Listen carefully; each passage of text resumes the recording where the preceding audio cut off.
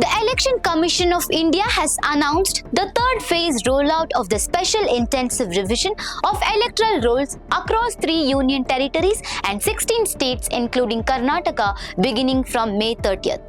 The exercise will cover 36.73 crore voters and has been scheduled in coordination with the ongoing census house listing process.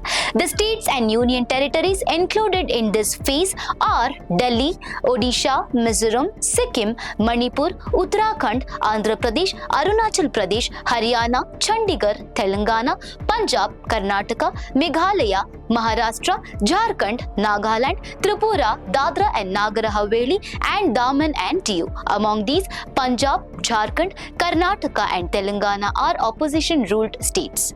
More than 3.94 lakh booth-level officers will carry out door-to-door house verification supported by 3.42 lakh booth-level agents appointed by political parties. The Election Commission stated that the schedule for Himachal Pradesh, Jammu and Kashmir and Ladakh will be announced later due to weather conditions. As a result, the exercise will not be completed in these regions at this stage. The final electoral rolls will be published on different dates.